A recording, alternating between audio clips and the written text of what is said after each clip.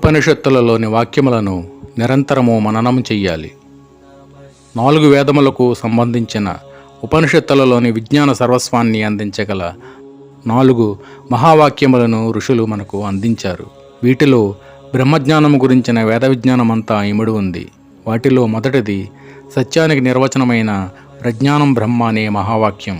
అంటే అన్నింటినీ తెలుసుకునే తెలివి బ్రహ్మ అని అర్థమును తెలియజేస్తుంది. ఇది శాస్త్రవాక్యము. తత్వమసి, అదే నేను అయి ఉన్నాను అనేది 2వ మహావాక్యము. ఇది ఉపదేశవాక్యము. అయమాత్మా బ్రహ్మ, ఇది 3వ మహావాక్యము. ఇది ఆత్మే బ్రహ్మ అని నిర్వచిస్తుంది. ఇది అనుభవవాక్యమును తెలుపుతుంది. 4వది సాక్షాత్కార వాక్యమైన అహం బ్రహ్మాస్మి, నేనే బ్రహ్మస్వరూపమని తెలియజేస్తుంది. ఈ 4 మహావాక్యముల అర్థములను తెలుసుకొని లోతుగా మననం చేసి నిధిధ్యాసనం చేసినట్లయితే బుద్ధి తన పరిమితత్వం వదలి అపరిమితత్వమైన చైతన్య స్వరూపములో లయమైనప్పుడు సచ్చిదానంద స్వరూపమైన ఆత్మసాక్షాత్కారం లభిస్తుంది. సకల ప్రాణులయందు భగవంతుని స్వరూపమైన సచ్చిదానంద స్వరూపము నుండే ఈ సృష్టి అంతా సృష్టించబడినది. నామరూపాత్మకమైన జగత్తుకు ఆ పరమాత్మ స్వరూపమే ఆధారభూతమై ఉన్నది. అదే నీ స్వరూపము. మిగతావన్నీ తెలియబడే విషయ వస్తువులే. అదే అన్నింటినీ తెలుసుకునే చైతన్య జ్యోతి. గాఢమైన ధ్యానమునకు చేరుకున్నప్పుడు తాను శరీర మనోబుద్ధులకు అతీతంగా ప్రకాశిస్తున్న చైతన్య స్వరూపమని అనుభవం కలుగుతుంది. ఈ స్వరూపానుభవములో వ్యక్తిత్వము లయమైనప్పుడు తనలో ప్రకాశించే చైతన్యమే సర్వత్రా ప్రకాశించే చైతన్యమనే అనుభవము స్థిరపడుతుంది. ఇటువంటి మహావాక్యములను సద్గురువుల ద్వారా శ్రవణం చేసి నిధిధ్యాసనము గావించి ధ్యానస్థితికి చేరుకోమని, అదే మన కర్తవ్యమని శంకరుల వారు హెచ్చరిక చేస్తున్నారు. సద్రూపమైన పరబ్రహ్మ స్వరూపాన్ని ఆశ్రయించాలి. మనమందరము శరీర మనోబుద్ధులతో తాదాత్మ్యం చెంది పరిమితత్వం కలిగిన జీవులుగా జీవిస్తున్నాము. అహంకారజనితమైన జీవుడు బాహ్య ప్రపంచములోని విషయ సుఖముల కొరకు కర్మలు ఆచరిస్తూ అశాంతిని పొంది తన నిజస్వరూపమును తెలుసుకోలేకపోతున్నాడు. దేహ తాదాత్మ్యం వదలి తాను దేహము కానని పరమాత్మ స్వరూపమైన సచ్చిదానంద స్వరూపమని భావించిన వాడే నిజమైన ముముక్షువు. అందుచేత శాస్త్ర విచారణ ద్వారా శరీర మనోబుద్ధుల యందు తాదాత్మ్య భావమును వదిలిపెట్టి సస్వరూపమైన ఆత్మస్వరూపముతో అనుసంధానము చేసుకున్నప్పుడు సర్వవ్యాపి అయిన పరబ్రహ్మ యొక్క సాక్షాత్కారము లభిస్తుంది. దుస్తర్కాలను పూర్తిగా వదిలిపెట్టాలి. తర్కము జ్ఞాన సముపార్జనకు ఉపయోగిస్తుంది, వినాశనానికి పనికి వస్తుంది. తర్కము శాస్త్రసమ్మతమైనప్పుడు దాని ప్రభావము వలన మనలోని జ్ఞానము మరింతగా వృద్ధి పొంది లక్ష్యాన్ని చేరడానికి మార్గము సుగమం అవుతుంది.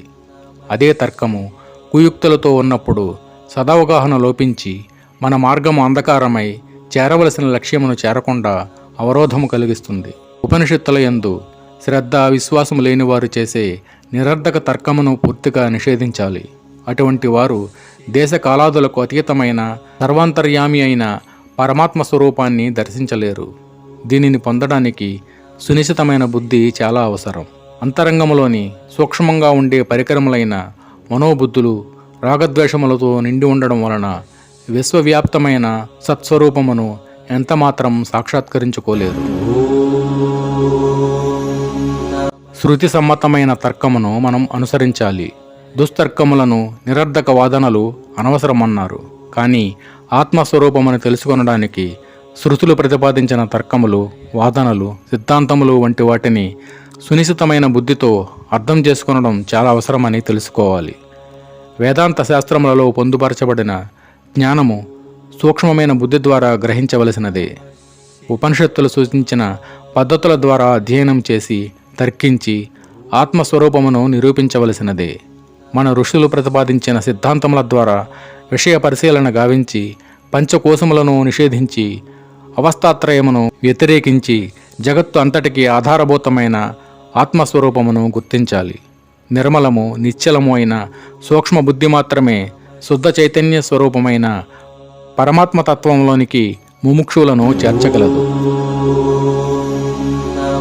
మనసును బ్రహ్మానుభవంలో లయం చెయ్యాలి.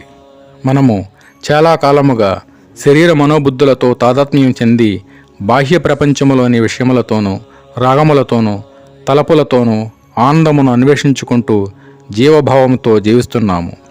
ఈ విధంగా జీవభ్రాంతితో జీవించడం వలన ఎంతకాలం శ్రవణము గావించినా వాసనా ప్రభావం అధికంగా ఉండి జీవభావమును విడిచిపెట్టకుండా నిస్సహాయలమై దుర్భర పరిస్థితిలో ఉంటున్నాము. ఈ భ్రమాజనితమైన జీవభావము నుండి బయటపడాలంటే అన్నిటికంటే ఉత్తమమైన అహం బ్రహ్మాస్మి అనే మహావాక్యమును శ్రవణ మనన నిధిధ్యాసనాల ద్వారా ఆత్మానుభవమును పొందాలి. జీవభావం పోవడానికి సరైన విరుగుడు మందు ఇదే. ఆత్మ కాలాతీతమైనది కనుక నేను శరీర మనోబుద్ధులను కాను. శరీర సంబంధమైన వికారములు, బాధలు, జనన మరణములు, ఆరోగ్య అనారోగ్యములు, వర్ణాశ్రమ ధర్మములు, జాతి కుల గోత్రములు, మనసుకు సంబంధించిన సుఖదుఖములు, బుద్ధికి సంబంధించిన నిర్ణయాలు నావి కావు. నేను శరీరమును కాను, నేను మనసును కాను, నేను బుద్ధిని కాను.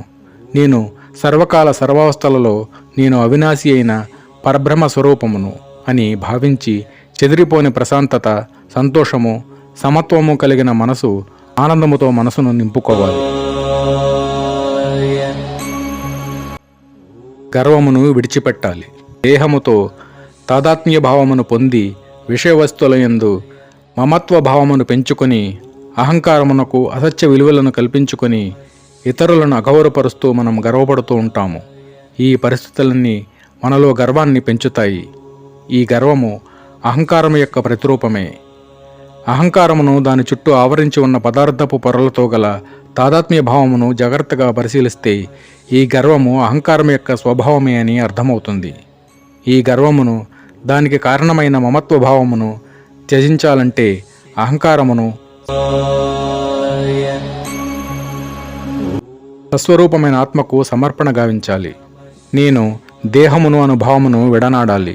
అనేక వేల సంవత్సరముల నుండి తక్కువ జాతికి చెందిన జంతు వృక్షజాతుల దగ్గర నుండి జన్మ ఎత్తుతూ అనేక పరిణామ దశలలోకి మారుతూ మానవ జన్మలు ఎత్తే వరకు నేను శరీరమును అనే భావముతో బ్రతుకుతున్నాము. నేను దేహమును అని భావించడం క్రింది జాతి జీవులకు సహజమే. ఎందుకంటే అది ప్రకృతి ధర్మము. ప్రకృతికి సంబంధించిన శరీర నిర్మాణములోను శరీర వ్యాపారములోను పూర్ణత్వాన్ని సాధించలేదు. కానీ మానవ జన్మ దగ్గరికి వచ్చేటప్పటికీ మానవ శరీర నిర్మాణములోను శరీర వ్యాపారములోను సంపూర్ణత్వమును చేరుకొనడం జరిగింది. ఇక మీదట శరీర అందాన్ని సంరక్షించుకుంటూ గొప్పతనమును గౌరవమును పెంచుకొనడం ద్వారా కావలసినది దేహ పరిరక్షణ కాదు. మానవ శరీరము ఇతరులకు ఉపకారం చేయడానికి నిర్దేశించబడినది. నీ శరీరము నీ కొరకు కాదు, ఇతరులకు సహాయం చేయడానికి ఉపయోగపడే పరికరము. మనోబుద్ధులను పవిత్రంగా చేయడమే ప్రస్తుతం మన అందరి కర్తవ్యమై ఉన్నది. దీని ద్వారా శరీర మనోబుద్ధులను అధిగమించి వీటన్నింటికీ అతీతమైన స్వప్రకాశకము, శుద్ధ చైతన్య స్వరూపమైన పరమాత్మ స్వరూపమును అపరోక్షానుభవం ద్వారా పొందవచ్చును. జ్ఞులతో వాదనలు చేయవద్దు. మనము ఆత్మజ్ఞాన సంపన్నులను ప్రత్యక్షముగా ఆత్మ సాక్షాత్కారం పొందిన వానిని స్వలాభము కొరకే ఆశ్రయిస్తున్నాము. నిజముగా మన నుండి వారేమీ ప్రతిఫలం కోరుకోవడం లేదు. ఆత్మస్వరూపము గురించి, దాని గొప్పతనం గురించి మనకు బోధించడం వలన వారికేమి లభిస్తుంది? వారు మనకెంతో సహనముతో ఆత్మను గురించి తెలియజేసి దానిని అందుకొనడానికి సహాయపడటంలో వారికి ఏ విధమైన ప్రయోజనము లేదు. వారంతా జీవితంలో పరిపూర్ణత్వాన్ని సాధించి ఉన్నవారు. మనకు కలుగుతున్న బాధలను చూసి జాలిపడి మనకు సలహాలనిచ్చి చైతన్యవంతులుగా చేసి సరైన మార్గమును చూపిస్తారు. మనము కుతర్కములు, వాదనలు వారితో చేయడం వలన వారిలోని జ్ఞాన సంపద, కరుణ మన మీద వర్షించకుండా మనకు మనమే అడ్డుకున్న వారం అవుతున్నాము. ఈ అనవసరమైన వాదనల వలన, తర్కము వలన మనం అఖండానందమును పొందలేక దానికి దూరమైపోతున్నాము.